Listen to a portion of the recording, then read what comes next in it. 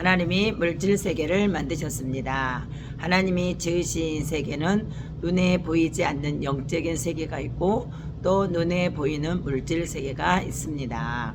물질 세계는 어떻게 이루어져 있냐면 여기를 보시면 하나님이 만드신 물질 세계의 맨 아래 흙이 있죠. 흙은 생명이 없습니다. 무생물이에요. 돌이나 새, 금, 은 등의 강물이 여기에 해당해요. 그리고 그 위에 식물이 있죠. 흙은 생명이 없지만 식물은 생명은 있어요. 하지만 움직이지는 못해요. 그 다음에는 동물이 있습니다. 동물은 생명이 있고 움직이기도 하죠. 그 다음에 하나님이 이 세상을 만드실 때 얼마나 질서 있게 만드셨나 볼까요? 자, 성경을 보면 하나님이 이 세상 며칠 만에 만드셨죠? 네, 6일 만에 만드셨어요. 재료가 뭐였을까요? 말씀이었죠. 하나님께서 말씀으로 6일 만에 이 세상을 창조하셨는데요. 그냥 아무 생각 없이 만드신 것이 아니라 정확한 질서를 가지고 순서대로 만드셨어요. 첫날부터 셋째 날까지는 큰 틀을 만드시고 넷째 날부터 여섯째 날까지는 그 틀 안에 들어갈 내용들을 만드셨어요. 여기 이 그림을 보세요. 첫째 날에는 빛을 만드시고 빛과 어둠을 나누셨죠. 그리고 넷째 날에는 해와 달과 별을 만들어서 빛과 어둠을 아름답게 채우셨어요. 그래서 밤하늘에 별들이 떠 있는 거예요. 그리고 둘째 날에는 물과 궁창을 만드셨어요. 궁창은 하늘의 공간을 말하거든요. 그리고 다섯째 날에는 물에는 물고기를 채워 넣으시고 하늘에는 새를 채워 넣으셨어요. 그리고 셋째 날에는 육지와 바다를 만드시고 마지막 여섯째 날에는 각종 동물들과 사람들을 만드시고 육지와 바다를 채우셨어요. 이런 질서를 볼 때 이 우주는 그냥 만들어진 것이 아니라 처음부터 하나님의 지혜로 설계되고 디자인된 것을 알 수 있거든요. 그리고 성경은 하나님께서 모든 생물들을 각각 종류대로 만드셨다고 말씀하십니다. 모든 생명은 하등 동물로부터 진화된 것이 아니라 처음부터 각각 그 종류대로 창조된 것을 알 수 있습니다. 하나님이 이르시되 땅은 생물을 그 종류대로 내되 가축과 기는 것과 땅의 짐승을 종류대로 내라 하시니 그대로 되니라.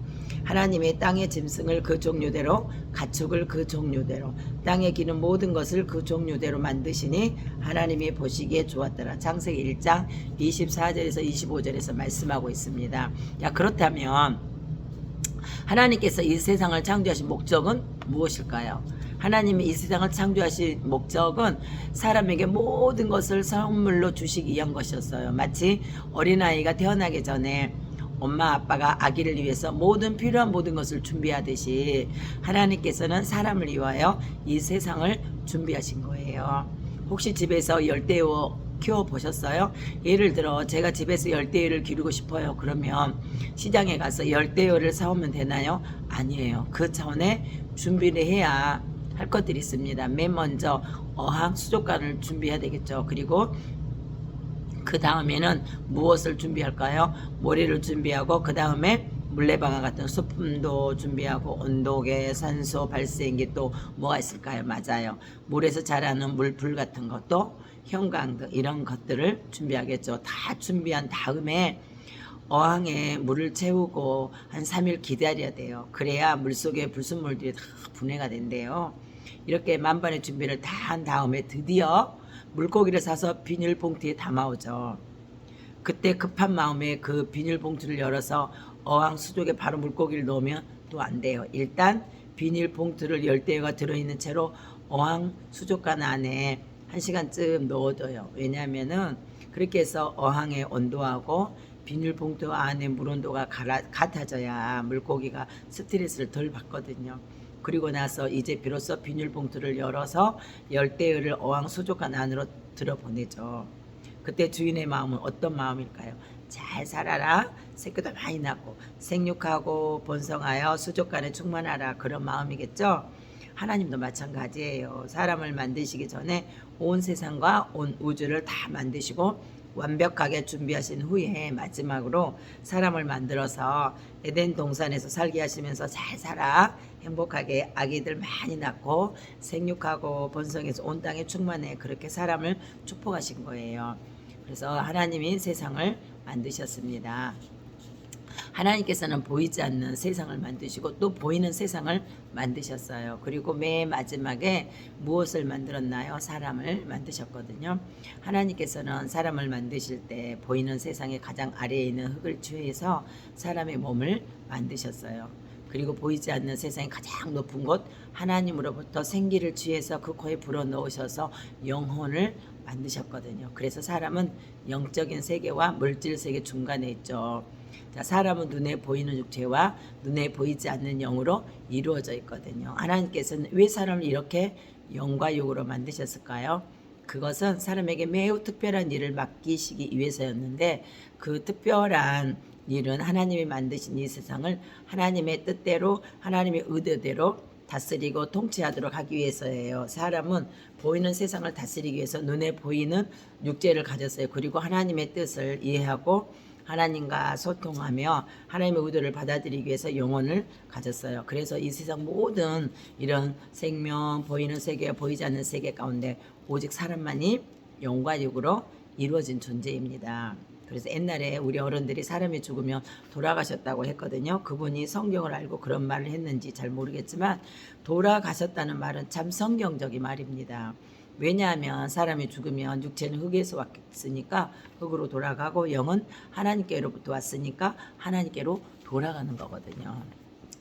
내가 흙으로 돌아갈 때까지 얼굴에 땀을 흘려야 먹을 것을 먹으리니 내가 그것에서 취함을 입었습니다. 너는 흙이니 흙으로 돌아갈 것이니라 하시니라. 창세기 3장 19절에서 말씀하고 계십니다. 사람의 육체는 죽지만 영은 영원히 죽지 않아요. 보이는 육체는 영이 없으면 존재할 수 없지만 보이지 않는 영은 육체가 없이도 존재할 수 있거든요. 그러니까 사람의 본질은 육체가 아니라 사실은 눈에 보이지 않는 영이라고 할 수 있습니다.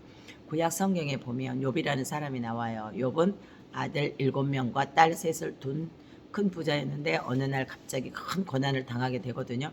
마치 쓰나미가 몰아닥친 것처럼 하루에 모든 재산을 다 잃고 아들과 딸도 같은 시간에 다 죽었어요. 그러나 욥은 끝까지 믿음을 지키고 하나님을 원망하지 않아요.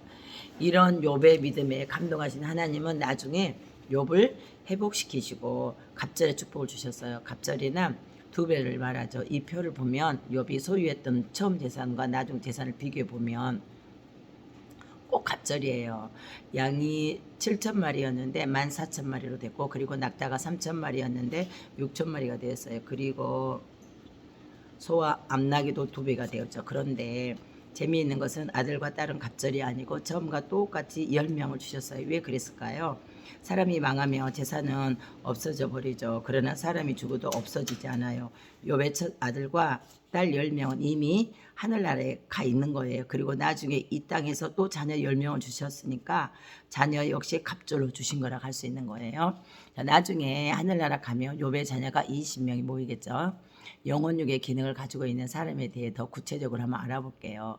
육체의 영혼으로 구성된 사람은 영과 혼과 육의 기능을 가지고 있습니다. 원래 사람은 영과 육이 함께 있어야 살아있는 사람이기 때문에 사람을 나눌 수 없지만 논리적으로 설명하기 위해서 영과 혼과 육의 기능이 있다고 나눌 수 있습니다. 예를 들어서 눈이 보는 기능이 있고 귀가 듣는 기능이 있고 입이 말하고 먹는 기능이 있는 것처럼 육체는 이런 혼, 생각, 지정의 지시를 받아서 움직이는 기능을 합니다. 그리고 혼은 생각하고 또 느끼고 판단하는 기능이 있어요. 그리고 영은 하나님과 교제하고 예배하는 신적 기능이 있거든요. 하나님께서 사람에게 특별히 주신 것이 바로 이 영적 기관인데 사람이 동물과 결정적으로 다른 점이 바로 이 부분이에요. 동물은 영이 없기 때문에 하나님과 교제할 수도 없고 하나님을 찬양할 수도 없고 하나님께 예배 드릴 수도 없어요. 사람보다 더 영리해 보이는 훈련이 잘 된 개나 원숭이 같은 동물은 있을 수 있어요. 그러나 진심으로 하나님을 찬양하고 예배할 수 있는 동물은 없거든요. 왜냐하면 동물에게는 하나님을 찬양하는 기능을 하는 영이 없기 때문이에요. 자, 이 표를 보면 영과 혼과 육의 기능에 대해서 잘 설명해 놓고 있는데요. 사람의 육이라고 하는 것은 오감의 기능이고, 자, 이것은 다른 말로 본성, 또 본능이라고 할 수 있죠. 이런 육체의 힘을 체력이라고 할 수 있어요. 체력을 기르려면 운동을 해야 하고 또 여러 가지 음식을 먹어야 되잖아요. 다음에는 혼인데요. 혼은 지성의 기능을 담당한다고 할 수 있어요. 사람의 인격, 지정이가 혼에서 나온다고 할 수 있어요. 이 혼의 힘을 지력이라고 할 수 있는데요. 지력을 기르기 위해서는 학교에 다녀야 되고요. 많은 공부를 하면 이 지성이 더 많이 개발된다고 할 수 있죠. 다음에는 영인데요. 이 영은 하나님과 교제하고 하나님께 예배하는 기능이 있어요. 이 영은 하나님이 사람에게만 주신 아주 독특한 신적 기관인데 동물에게는 없는 것이에요. 사람이 하나님께 예배드릴 수 있는 것은 바로 이 영의 활동이라고 볼 수 있어요. 영의 힘, 영역을 기르기 위해서는 교회에 가야 되잖아요. 교회에 나가서 하나님과 더 깊은 교제를 나눌수록 이 영역이 길러지는 것이라고 할 수 있어요. 성경을 보면 사람에게는 영과 혼과 육이 있는 것을 알 수 있습니다. 평강의 하나님이 친히 너희를 온전히 거룩하게 하시고 또 너희의 온 영과 혼과 몸이 우리 주 예수 그리스도께서 강림하실 때에 흠없게 보존되기를 원하노라. 살전 5장 23절에서 말씀하고 계시고요. 혹시 지성에서 영성으로라는 책을 읽어보셨나요? 우리 시대의 가장 뛰어난 문학가이고 이 시대의 지성을 대표하는 이어령 전 문화부 장관이 2007년에 신앙을 갖고 세례를 받았어요. 이분이 원래는 이성주의, 지성주의로 기독교를 비난하고 성경을 비판하던 사람이었거든요. 그런데 이분이 어떻게 예수를 믿게 되었냐면 이분이 딸 미나 50세에 암에 걸려가지고 실명의 위기를 맞게 되었대요. 그래서 사람의 힘을 어떻게 할 수 없는 상황이 된 거잖아요. 이 소식을 듣고 이여령 장관이 딸이 있는 하와이로 날아갔는데 딸을 보자 자기도 모르게 하나님 소리가 나오더래요. 그런데 뜻밖에도 딸 미나 씨는 너무 태어냈고 자기 아픈 것은 아무렇지도 않게 여기면서 아버지 함께 교회 나가요 그러더래요. 이여령 장관은 그곳에서 기도하기를 하나님 내 딸을 고쳐주신다면 내 남은 생을 주님께 바치겠습니다 하고 기도했는데 정말 기적적으로 딸이 낳았대요. 그래서 이분이 예수님을 믿었는데 세례를 받으면서 이런 말을 했어요. 내가 가장 사랑하는 딸을 아버지 내가 못해준 것을 해주신 하나님이 얼마나 굉장하냐. 내가 못해주는 것을 해주신 하나님 얼마나 위대하냐. 나도 신앙을 가지겠다. 이분이 쓴 책이 지성에서 영성으로라는 책인데 꼭 한번 읽어보시면 도움이 많이 될 것 같아요. 이혜령 장관을 신앙으로 인도한 딸 이미나 목사님은 2012년 3월 15일 하나님의 부르심을 받았어요. 아버지를 신앙으로 인도하고 나서 말이죠. 하나님이 창조하신 세계는 신비의 세계입니다. 흙의 에너지는 식물이 가져가고요. 식물의 에너지는 동물이 가져가고 식물과 동물의 에너지는 사람이 가져가고요. 사람의 에너지는 하나님께 영광을 돌려야 되는데 사단이 가져갔거든요. 하나님이 창조하신 세계는 에너지의 신비가 있습니다. 하나님이 창조하신 세계에는 에너지의 신비가 있습니다. 이 그림을 보면 하나님이 만드신 세상이 맨 아래에 흙이 있잖아요. 이 흙의 에너지를 뭐가 가져가요? 식물이 가져가죠. 그리고 이 식물의 에너지를 뭐가 가져가죠? 네, 동물이 가져갑니다. 그리고 이 식물과 동물의 에너지를 누가 가져가요? 사람이 가져가요. 그래서 식물과 동물이 날마다 우리의 밥상에 올라와서 우리에게 에너지를 주잖아요. 하나님께서는 이 세상을 만드시고 사람에게 식물 세계와 동물 세계와 흙의 세계를 다 다스리라고 하셨어요. 창세기 1장 28절에 한번 봐볼까요? 하나님이 그들에게 복을 주시며 하나님이 그들에게 이르시되 생육하고 번성하여 땅에 충만하라. 땅을 정복하라. 바다의 물고기와 하늘의 새와 땅에 움직이는 모든 생물을 다스리라 하시니라. 창세기 1장 28절에서 말씀하고 계십니다. 사람은 하나님께서 창조하신 이 세상의 모든 만물을 정복하고 다스리며 살아야 되는 것이고 그것이 하나님이 창조하신 질서인 거예요. 그래서 사람이 하나님께 죄를 지음으로 이 에너지의 질서가 파괴된 거예요. 한번 생각해 볼까요? 자, 하나님의 창조물 가운데 맨 아래에 있는 것이 뭐죠? 흙이죠. 이 흙은 무생물이고 광물인데 이 흙의 에너지를 대표하는 광물이 금이잖아요. 요즘 금값이 비싸죠. 이 금을 다른 말로 표현하면 돈이라고 할 수 있죠. 사람은 땅을 정복해야 하니까 금도 다스리고 정복하고 사용해야 되잖아요. 왜냐하면 그것이 하나님이 창조하신 질서이기 때문에 그래요. 그런데 어떤 것 같아요? 현대인들은 금을 다스리지 못하고 오히려 돈의 다스림을 받고 돈을 쫓아가고 심지어 돈의 노예가 돼서 살아가는 것을 볼 수 있습니다. 이것이 뭐냐면 죄의 결과예요. 세상을 다스리며 행복하게 살아야 할 인간이 다스려야 할 대상에게 오히려 다스림을 받고 있는 거예요. 자존심이 상하고 슬픈 일이잖아요. 이 흙의 세계 돈, 금 이런 것들을 가지고 있는 기본적인 영성은 탐욕이에요. 성경은 이 욕심이 잉태한 즉 죄를 낳는다고 경고하고 있는 거예요. 다음에 흙의 에너지를 가져가서 살아가는 것이 식물인데요. 식물은 강물과 달리 생물이 있잖아요. 생명이 있잖아요. 그리고 성장하는 특징이 있습니다. 이 식물은 비유적으로 지식과 학문을 상징한다고 볼 수 있거든요. 그런데 학문과 지식은 계속해서 성장하고 발전하려는 욕구를 가지고 있잖아요. 예를 들어서 요즘의 현대 과학과 최첨단 기술은 하루가 다르게 신제품을 쏟아냅니다. 도대체 인류의 지식과 기술의 한계가 어디까지인가 의문을 갖게 만들잖아요. 그리고 이 세상에는 수많은 철학과 사상이 존재하고 발전하고 사라지고 새로 나타납니다. 사람들은 끊임없이 배우고 연구하지만 지식은 사람에게 결코 만족을 주지 못합니다. 식물의 세계가 가진 본질적 재성은 교만이에요. 그리고 식물은 흑의 에너지를 가져오려는 본성이 있습니다. 그렇기 때문에 지식은 지식으로 끝나는 것이 아니라 반드시 돈을 추구하게 되어 있으며 탐욕과 연결되어 있는 것입니다. 하나님께서는 잠언을 통해서 지혜의 소중함을 말씀하십니다. 지혜는 지식을 다스림으로 얻어지는 열매죠. 그러나 사람은 지식을 다스리는 일에 실패하고 교만과 탐욕으로 스스로 망해가고 있습니다. 다음에는 식물의 에너지로 살아가는 동물이 있잖아요. 동물은 활동이 왕성하고 양육강식의 원리를 가지고 살아갑니다. 동물의 세계는 비유적으로 권력으로 상징될 수 있으며 정치로 표현될 수 있습니다. 자, 먹이 사슬의 가장 윗단계에 있기 때문에 흙과 식물의 에너지를 흡수합니다.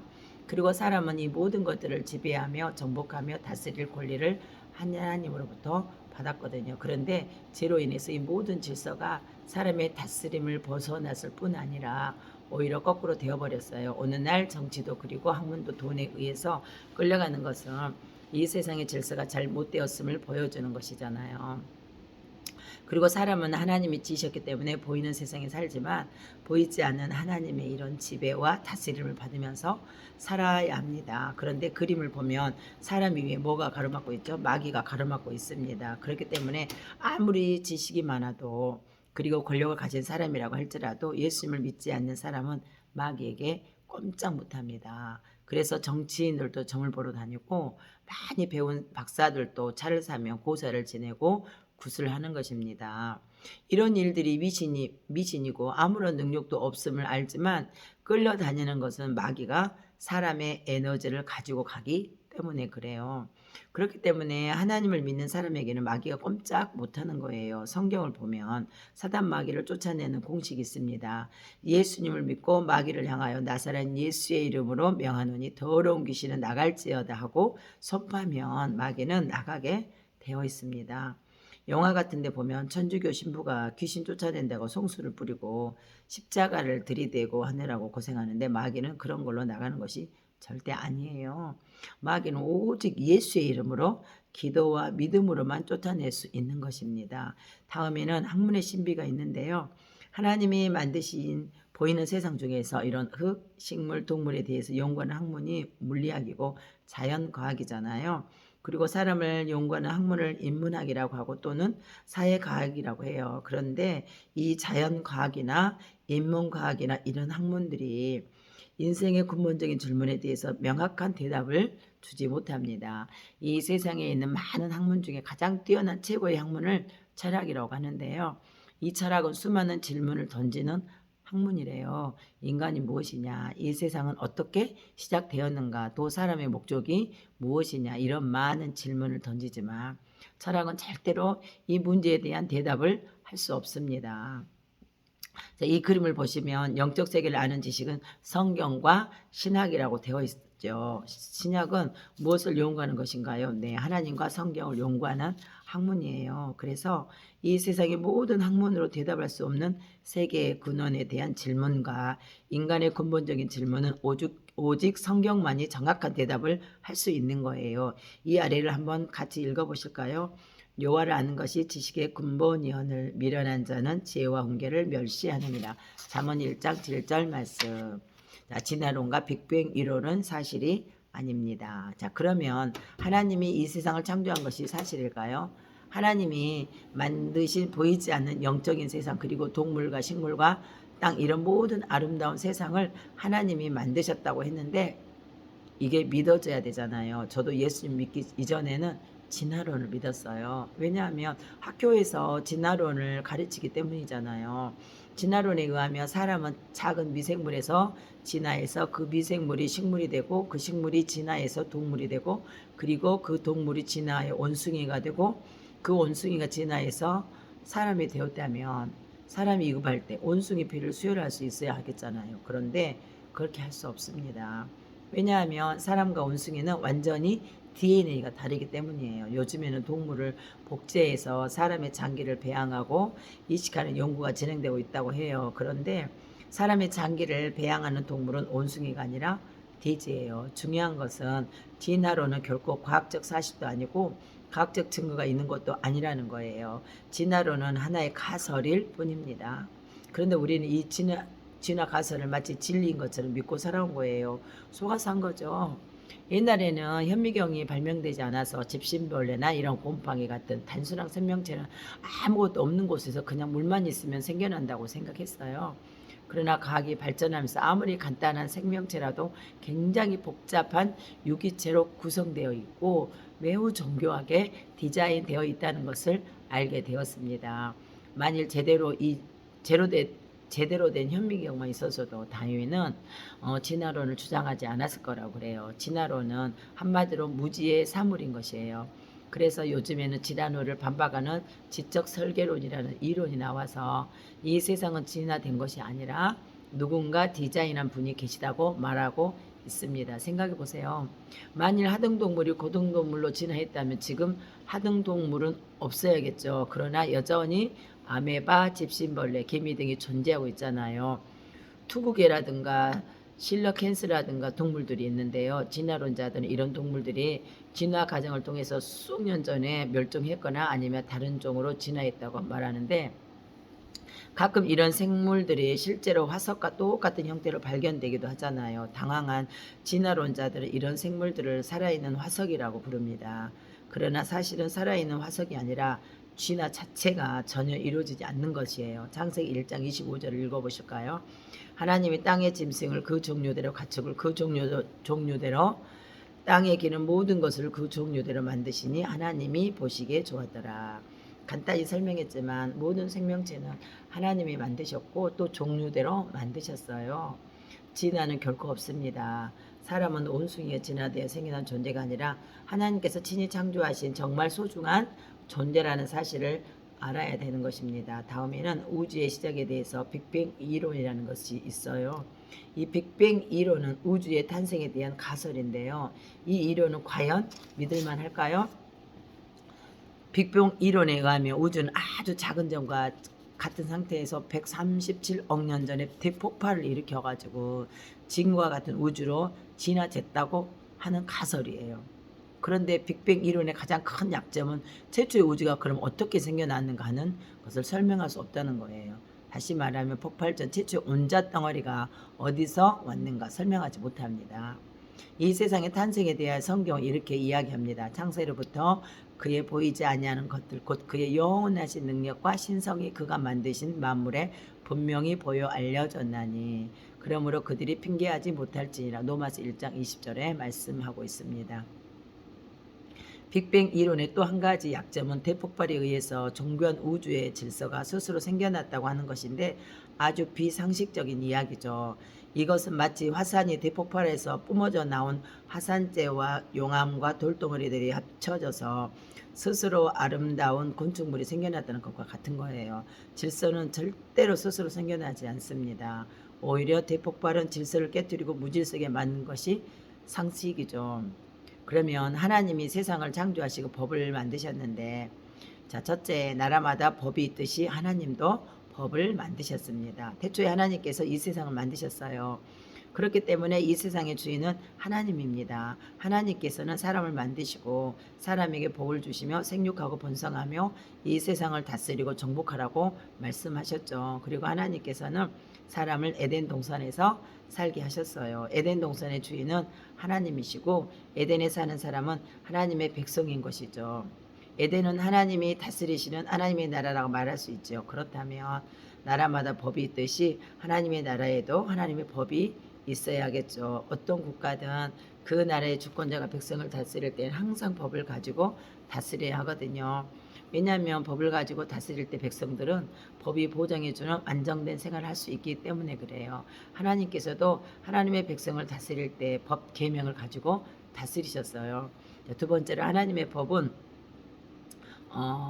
모든 법은 하라 하지 마라 이렇게 두 가지로 이루어져 있습니다. 하나님의 법도 마찬가지예요.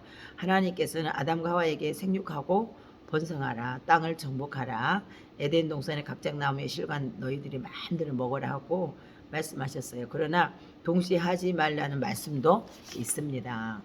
여기를 같이 한번 읽어보실까요? 여호와 하나님이 그 사람에게 명하여 이르되 동산 각종 나무의 열매는 내가 임으로 먹되 선악을 알게 하는 나무의 열매는 먹지 말라.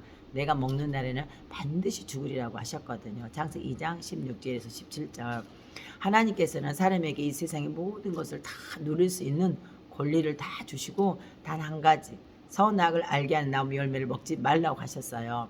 선악과를 먹지 말라 먹으면 반드시 죽는다. 이 법은 하나님 나라의 유일한 법이었습니다. 아담과 하와는 하나님 만드신 모든 것을 누리며 다스리며 살 수 있지만 법의 울타리 안에서 그렇게 할 수 있는 거예요. 예를 들어서 우리나라에는 자유가 있지만 이 자유는 법의 테두리 안에서 보장된 자유죠. 누구라도 법을 어기면 형벌을 받고 감옥에 가는 거예요. 자, 법을 어기면 죄가 되고 죄의 결과는 형벌입니다. 그런데 어느 날 아담과 하와는 이 법을 어기고 하나님이 금지하신 선악과를 따먹고 죄를 지었어요. 죄라고 하는 것은 간단히 말하면 법을 어기는 것을 말합니다. 법을 어기고 죄를 지으며 반드시 형벌을 받게 됩니다. 형벌이 없는 법은 법이 아니에요. 하나님께서는 선악과를 따먹는 죄에 대한 형벌은 죽음이라고 이미 입법 예고하신 바가 있습니다. 내가 먹는 날에는 반드시 죽으리라. 창세기 2장 17절. 그래서 하나님이 죽게 된 거예요. 사람이 죽은 원인은 나이가 들거나 병이 들거나 사고가 나서 죽는 것이 아닙니다. 죄 때문에 죽는 것입니다. 죽음은 형벌입니다. 성경을 같이 한번 읽어보실까요? 제 삭은 사망이요 하나님의 은사는 그리스도 예수 우리 주 안에 있는 영생이니라. 로마서 6장 23절. 죽음은 형벌이기 때문에 사람이 죽는다는 것은 곧 그에게 죄가 있다는 결정적인 증거입니다. 죄를 짓게 된 원인과 결과가 무엇인가요? 첫째, 죄를 짓게 된 원인은 사탄의 유혹입니다. 모든 사건에는 원인이 있는 것처럼 아담과 하와가 하나님의 법을 어기고 죄를 짓게 된 것도 원인이 있습니다. 하나님의 저주를 받은 천사 곧 마귀가 뱀으로 위장해서 어느 날 아담과 하와가 살고 있는 에덴 동산을 찾아옵니다. 찾아와서 이렇게 말하죠. 하나님이 참으로 너희에게 동산 모든 나무의 열매를 먹지 말라 하시더냐. 창세기 3장 1절.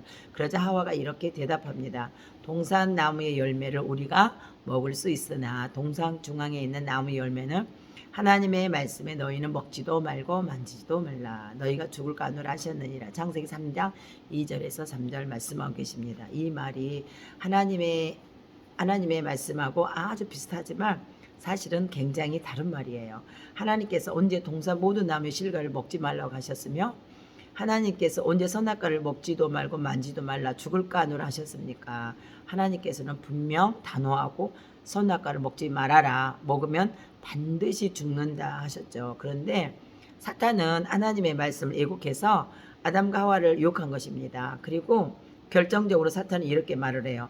너희가 결코 죽지 아니한다. 너희가 그것을 먹는 날에는 너희 눈이 이렇게 밝아져서 하나님같이 되어 선악을 알 줄 하나님이 아심이라. 창세기 3장 4, 5절 말씀하고 계세요. 자, 하나님은 반드시 죽는다고 하셨는데 사탄은 결코 죽지 않을 것이라고 말합니다.